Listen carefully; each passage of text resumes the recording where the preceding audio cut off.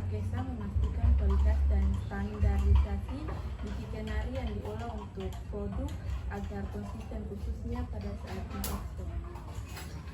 Jadi yang pertama ini kalau untuk ekspor Pakesa belum, proses ekspor belum pernah proses apa nih belum pernah ekspor lama. Karena yang baru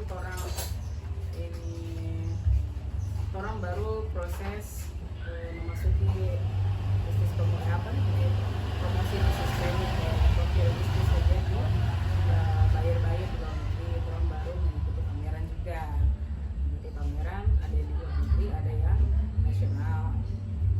Terus orang juga baru mengikuti pelatihan ekspor. Jadi Pakesa sendiri belum pernah ekspor. Kalaupun ekspor itu juga palingan untuk kayak misalnya orang penjualan lewat marketplace tuh ada yang belanja, terus orang kirim orang ke produk ke keluarganya di Jerman. Nah itu saja. Kalau untuk ekspor sendiri dari Maluku Utara ke luar belum pernah. Terus Ibu, jika ada permintaan meningkat mengenai produk Pakesa ini, bagaimana Ibu untuk mendapatkan dari permintaan mengenai produk Pakesa ini meningkat? Jika terjadi lonjakan permintaan, bagaimana rumah produksi Pakesa mengelola peningkatan kapasitas produksi kenari tanpa mengorbankan kualitas? Jadi yang pertama tadi dulu untuk mengenai kualitas. Jadi kualitas kenari sendiri orang lihat dari segi warnanya, yang pertama itu warnanya, dari aromanya, itu ada di standar juga. Kalau misalnya dan alhamdulillah Pakesa sendiri sudah bekerja sama langsung dengan petani langsung gitu. Jadi orang ambil dari memang masih fresh. Jadi kalau misalnya orang butuh kenari berapa banyak, itu baru mereka toki baru orang kirim gitu. Jadi masih fresh dan masih dalam keadaan fresh. Kalaupun orang penyimpanan itu palingan minimal paling tinggi hanya satu minggu saja orang kirim pemakaian. Terus satu minggu lagi itu orang sudah kirim yang baru lagi. Itu dari segi kualitas itu dan range waktu yang orang ini simpan itu juga lebih cepat, sehingga orang ke bahan baku tuh dia tetap kualitasnya bagus, karena dia masih terus. Lain halnya dengan pembeli pasar itu sudah masa simpannya sudah lama atau orang kerjasama langsung dengan petaninya. Jadi orang ambil masih dalam bentuk fresh dan orang tahu dari segi kualitas kulit arinya masih merah, kemudian dari segi warna dan hasilnya juga masih putih, kenarinya juga masih putih. Itu yang kurang. Terus yang kedua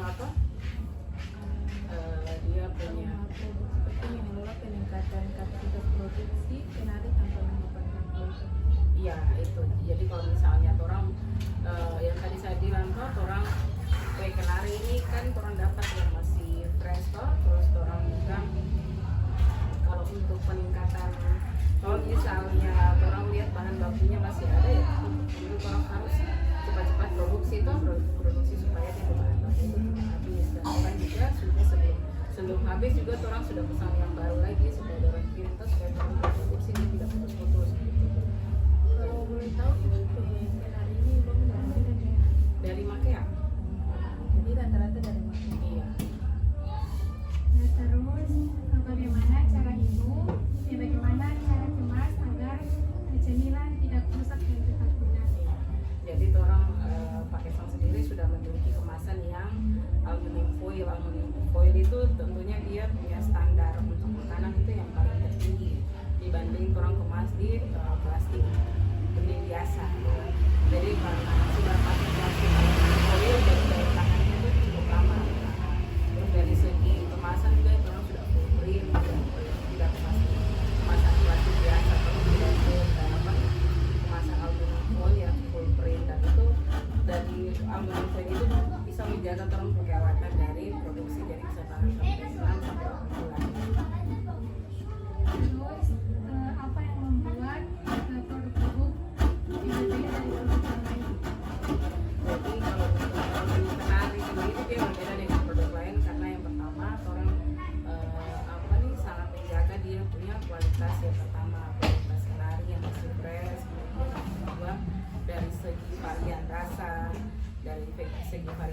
juga orang ada bikin beberapa varian, misalnya rasa apa nih, kenari original, kenari apa nih, bawang putih sama pedas manis. Nah, itu juga menemukan orang merasa bahwa oh iya ternyata orang makan kenari itu ada berbagai rasa. Setelah aku di pasaran karena orang pemasarannya lewat apa, kalau untuk offline-nya itu ada orang masukin ke beberapa toko oleh-oleh.